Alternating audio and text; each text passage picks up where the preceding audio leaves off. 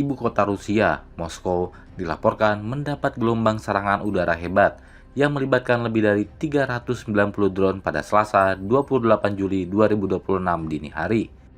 Berdasarkan laporan dari Kiev Independent, serangan tersebut dikabarkan berhasil mengenai sebuah pabrik baja yang berada di kawasan dekat Moskwa.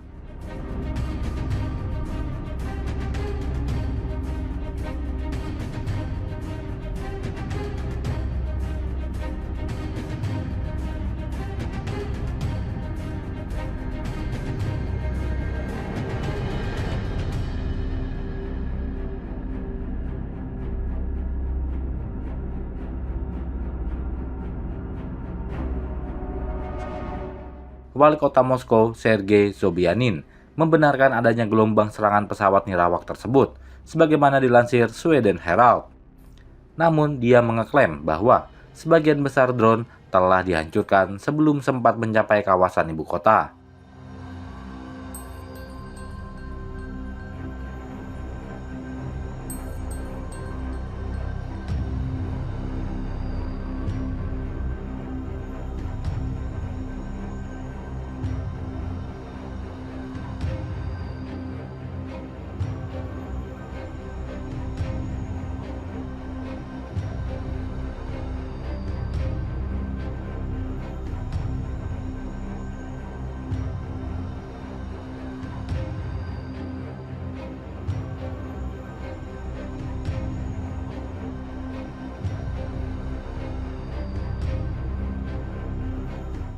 Kendati demikian, dalam pernyataan resminya tersebut, Sobyanin sama sekali tidak menyebutkan atau memberikan tanggapan mengenai laporan kerusakan pada pabrik baja di dekat Moskow.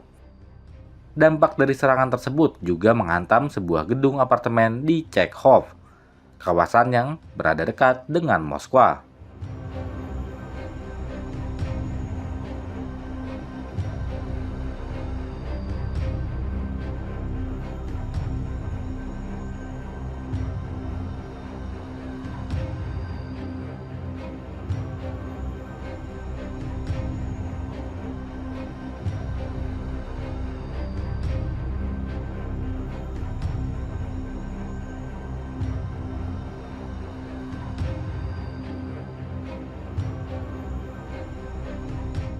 Gubernur regional Andrei Vorobyov mengonfirmasi insiden ini melalui unggahan di Telegram.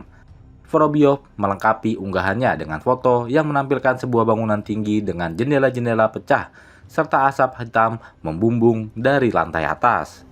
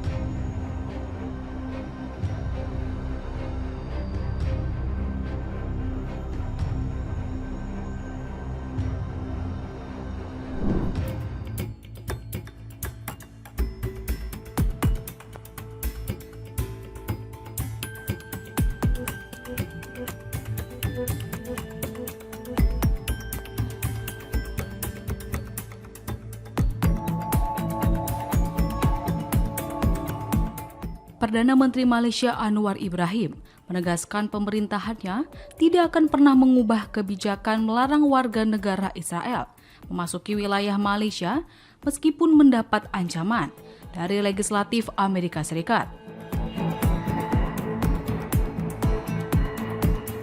Anwar menyatakan Malaysia sebagai negara berdaulat tetap teguh pada pendiriannya membela Palestina meski berbagai tekanan datang dari Washington. Ia menilai gertakan politisi Amerika Serikat tersebut tidak masuk akal. Adapun kebijakan menolak warga Israel bukanlah hal baru di Malaysia, melainkan telah berjalan selama bertahun-tahun sebagai bentuk penentangan atas genosida.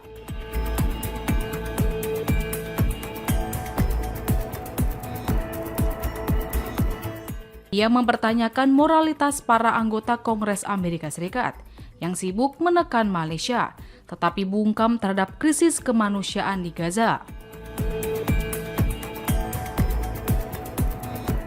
Menanggapi tuduhan Kongres Amerika Serikat yang mengaitkan kebijakan tersebut dengan hubungan Malaysia dan Hamas, Anwar menyampaikan klarifikasi terbuka.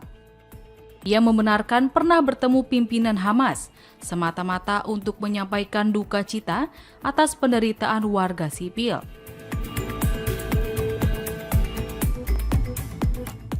Anwar memastikan keteguhan sikap politik luar negeri Malaysia ini tidak akan menghentikan kerjasama ekonomi dan investasi dengan Amerika Serikat. Namun, ia menekankan kerjasama perdagangan tidak boleh membungkam keadilan.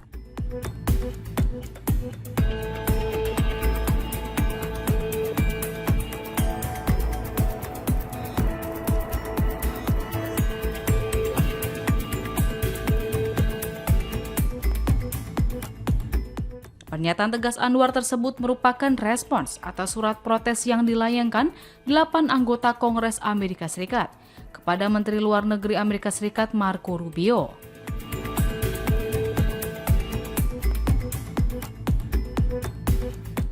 Melansir media bernama, Anwar menegaskan Malaysia terus berpegang pada pendirian mencegah masuknya warga negara Israel, meski 8 legislator Amerika Serikat menentang dan memberikan ultimatum 15 hari agar pihak Malaysia mengubah kebijakan. Ketegangan diplomatik ini bermula dari kasus Network School, komunitas digital nomad yang didirikan investor asal Amerika Serikat, Balaji Srinivasan di kawasan Forest City, Johor. Melansir media Fortune, otoritas Malaysia membuka penyelidikan setelah muncul tudingan di media sosial bahwa sejumlah warga negara Israel bergabung dalam program Network School dengan masuk menggunakan paspor negara kedua.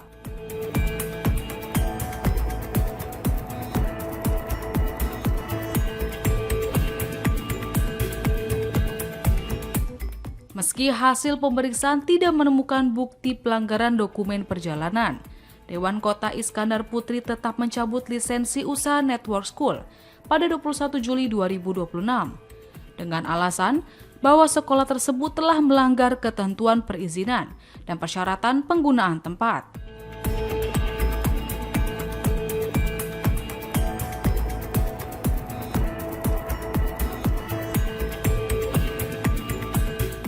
Otoritas imigrasi kemudian menemukan seorang individu berkewarganegaraan ganda Amerika Serikat dan Israel yang sempat masuk ke Malaysia menggunakan paspor Amerikanya.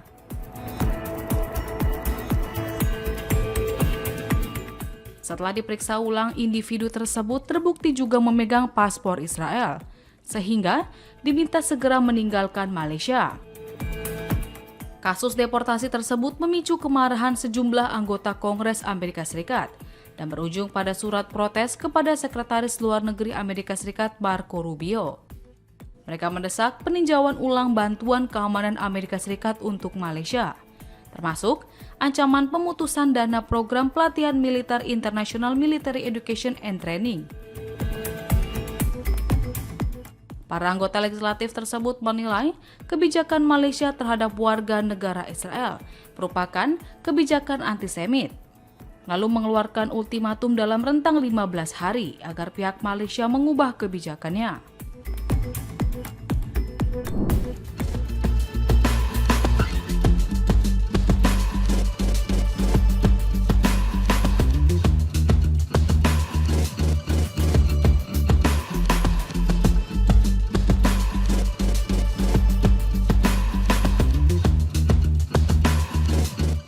Pemerintah baru Kolombia bersiap membalikan salah satu arah kebijakan luar negeri paling signifikan dari era Presiden Gustavo Petro.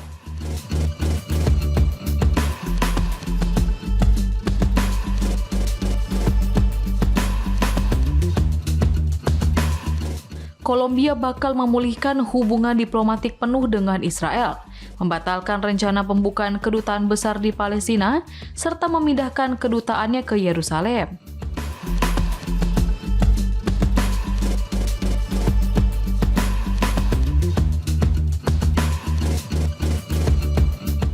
Mengutip laporan Middle East Monitor, rangkaian keputusan tersebut diumumkan langsung oleh Presiden terpilih, Abelardo de la Espriella.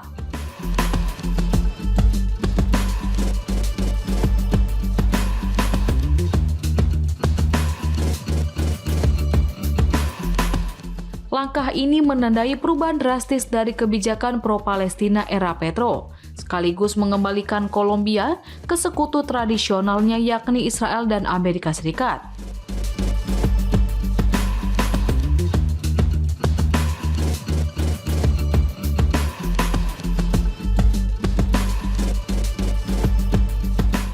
De la Espriella menegaskan bahwa pemerintahannya akan membekukan pembukaan kedutaan besar Kolombia di Palestina karena misi diplomatik tersebut tidak pernah benar-benar beroperasi.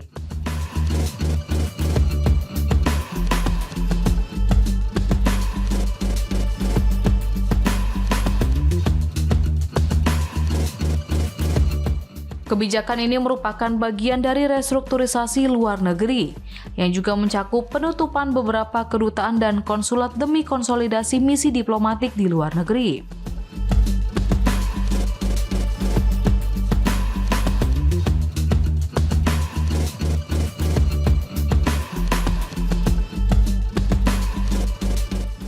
Sebagai gantinya, De la Espriella mengumumkan rencana pembukaan kedutaan besar Kolombia untuk Israel di Yerusalem yang diduduki.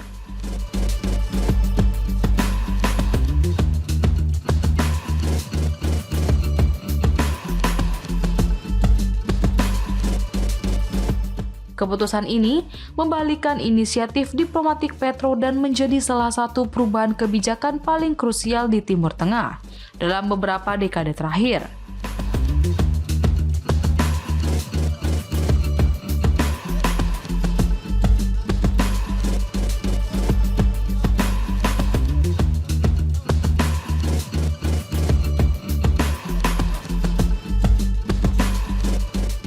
Adapun pemerintahan baru Kolombia telah mulai meletakkan fondasi untuk memulihkan hubungan bilateral dengan Israel.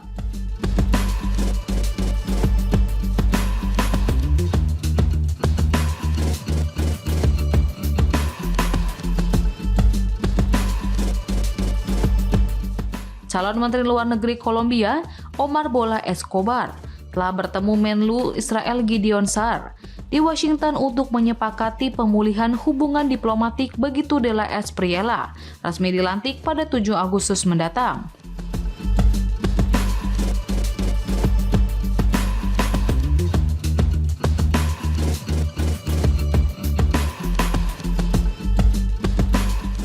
Berdasarkan kesepakatan tersebut, kedua negara berencana menukar duta besar, memperluas kerjasama perdagangan dan keamanan, serta membebaskan persyaratan visa.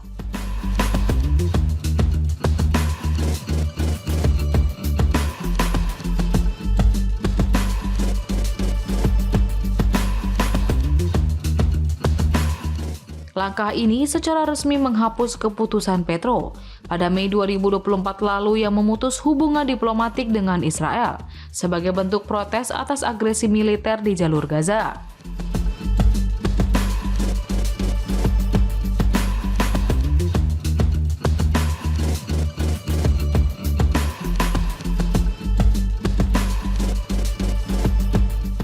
Pakar urusan Latin Amerika, Victorious Bayansyah menilai kepada Memo bahwa dimensi politik menjadi pertimbangan utama di balik pemulihan hubungan ini melebihi kerjasama ekonomi.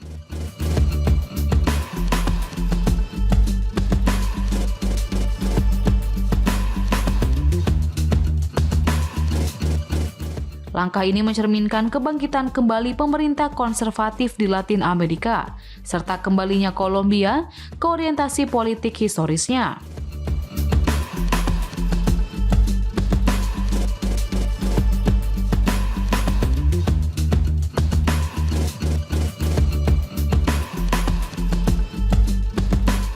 Syams mencatat bahwa Kolombia memelihara hubungan dekat dengan Israel sepanjang sejarah modernnya sejak hubungan diplomatik dibuka pada tahun 1957 dan kedutaan di Tel Aviv didirikan pada tahun 1963.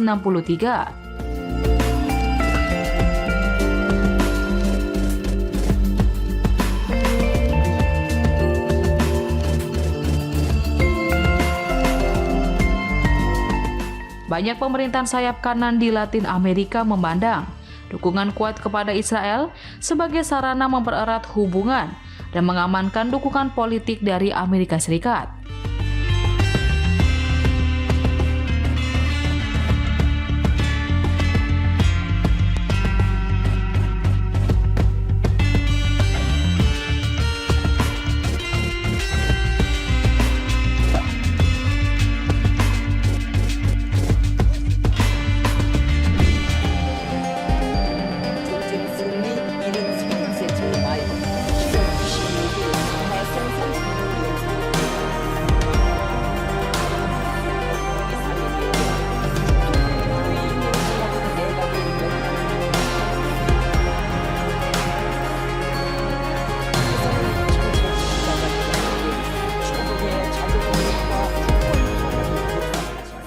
Kim Jong-un memperingati 73 tahun gencatan senjata perang Korea dengan berziarah ke makam para pahlawan perang di Pyongyang. Dalam momen tersebut, Kim didampingi istrinya serta putrinya Kim Ju-e yang kembali mencuri perhatian publik. Ini menjadi kali pertama Ju-e mengikuti upacara ziarah resmi ke kompleks pemakaman para martir perang Korea. Kementerian Unifikasi Korea Selatan menilai kemunculan Ju-e semakin memperkuat spekulasi dirinya sebagai calon penerus kepemimpinan Korea Utara. Sebelumnya, Ju-e juga beberapa kali tampil bersama Kim Jong-un dalam acara militer dan uji coba persenjataan Korea Utara. Media pemerintah bahkan sempat merilis foto Ju-e mengendarai tank terbaru serta berlatih menggunakan senjata api. Dalam upacara tersebut, Kim Jong-un mengunjungi monumen, bertemu para veteran, dan meletakkan bunga di makam pejuang gerilya generasi pertama. Melalui media resmi, Kim kembali menegaskan klaim bahwa Korea Utara meraih kemenangan besar dalam Perang Korea 1950 hingga 1953. Kemunculan Ju-e di barisan utama upacara kenegaraan itu kembali memicu spekulasi bahwa dirinya tengah dipersiapkan menjadi penerus dinasti kepemimpinan Korea Utara.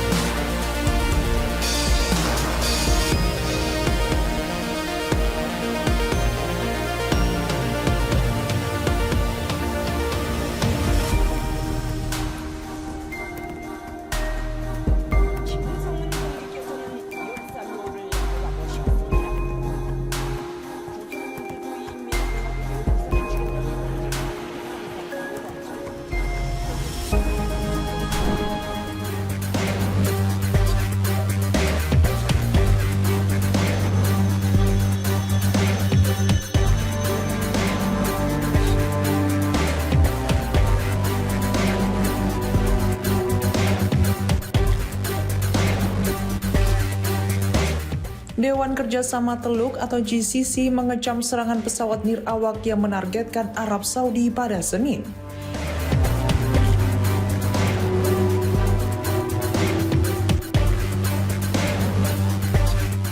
Sekretaris Jenderal GCC Jasem Mohammed Al-Budaiwi menyebut insiden tersebut sebagai eskalasi berbahaya yang mengancam keamanan dan stabilitas kawasan.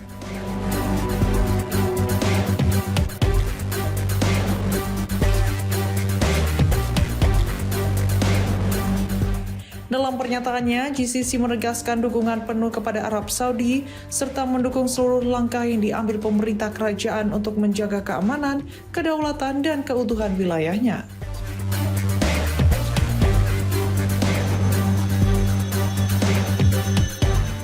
Kecaman serupa juga disampaikan Kementerian Luar Negeri Mesir.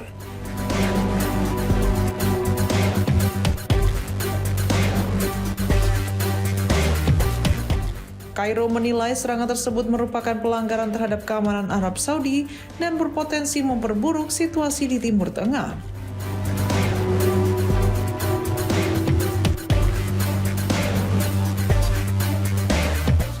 Mesir turut menyatakan solidaritas penuh kepada Riyadh dalam menghadapi ancaman tersebut.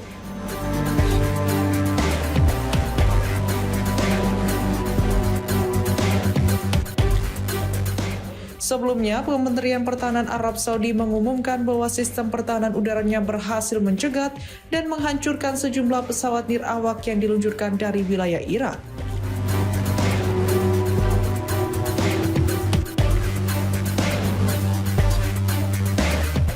Drone tersebut disebut menargetkan fasilitas minyak di Provinsi Timur serta ibu kota Riyadh.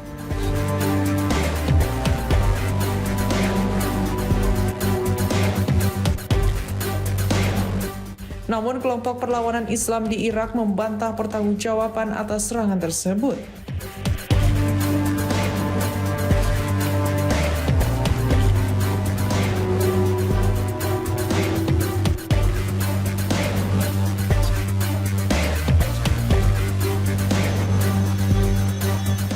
Kelompok yang bersekutu dengan Iran tersebut menilai tuduhan Arab Saudi tidak berdasar dan justru merupakan upaya menutupi kegagalan Riyadh dalam menghadapi serangan kelompok Houthi Yaman terhadap infrastruktur penting kerajaan.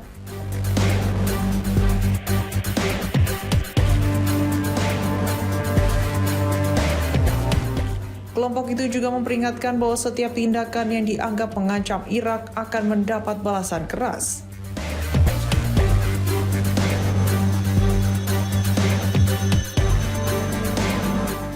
Selain itu, mereka kembali menyerukan diakhirinya blokade terhadap wilayah Yaman yang dikuasai Houthi.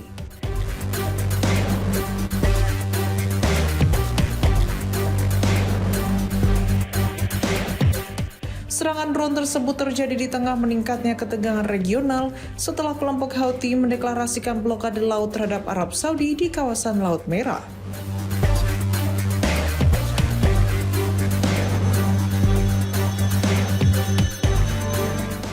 Sebagai respons atas pengepungan yang mereka klaim masih berlangsung terhadap wilayah kekuasaan mereka.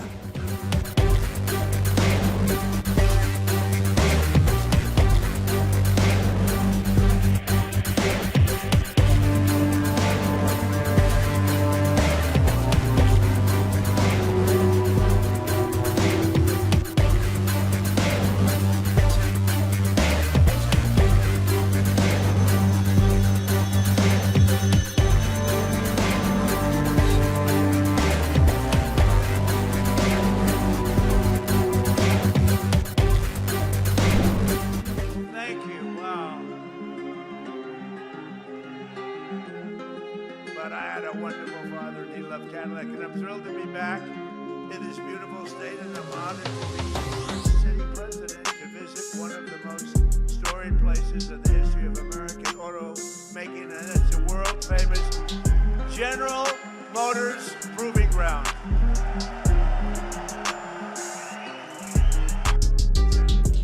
Ratusan mantan pejabat militer, intelijen, dan diplomatik Israel mendesak Presiden Amerika Serikat Donald Trump untuk menekan Perdana Menteri Benjamin Netanyahu agar segera menghentikan meningkatnya kekerasan yang dilakukan pemukim Israel di tepi barat.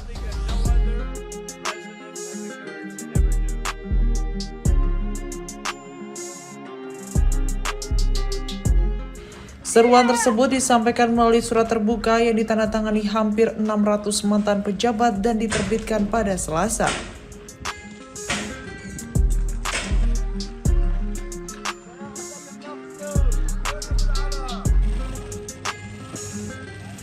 Dalam surat itu, mereka menilai hanya Trump yang memiliki pengaruh cukup besar untuk mendorong pemerintah Israel mengambil langkah tegas guna mencegah memburuknya situasi keamanan di wilayah pendudukan.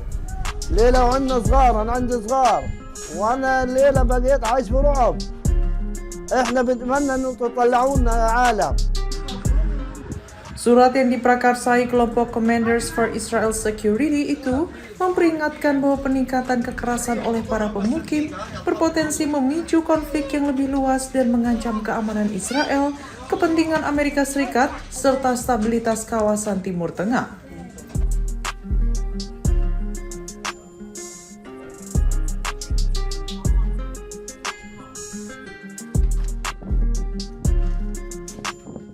Kelompok tersebut juga menyebut sebagian anggota pemerintahan Israel dinilai turut memperburuk situasi dengan memberikan perlindungan kepada para pemukim dan menghindarkan mereka dari proses hukum.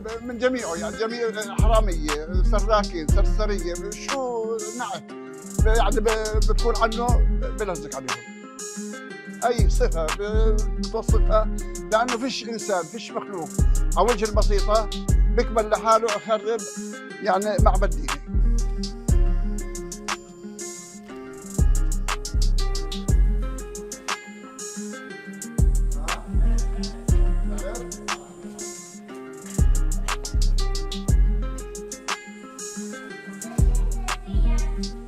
كنت صاحي، كنت شربت مية وقاعد بقعد هيك ثانية على التخت، كان إيش شعل إضواء حمر على الشبابيك، كنت أطل. CIS merupakan organisasi yang beranggotakan lebih dari 550 purnawirawan perwira tinggi militer Israel serta mantan pejabat Mossad, Shin Bet, kepolisian, dan korps diplomatik.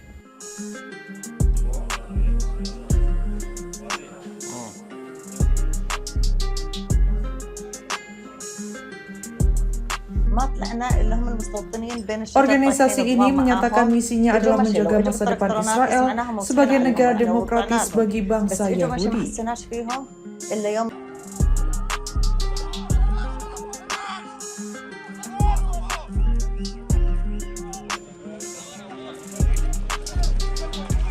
Dalam suratnya, kelompok tersebut memperingatkan bahwa meningkatnya aksi kekerasan oleh pemukim dapat menimbulkan dampak yang lebih serius dibandingkan serangan Hamas pada 7 Oktober 2023, serta berpotensi memicu eskalasi konflik di berbagai wilayah.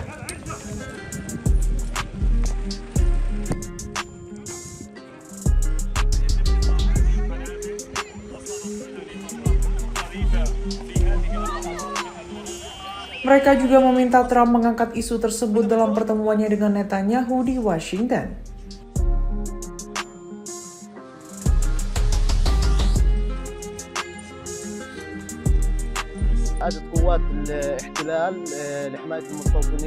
Seruan ini muncul setelah gelombang kekerasan yang melibatkan pemukim Israel di sejumlah wilayah tepi barat pada akhir pekan lalu, menyusul bentrokan bersenjata di kota Tal yang menewaskan 2 warga Israel dan 4 warga Palestina.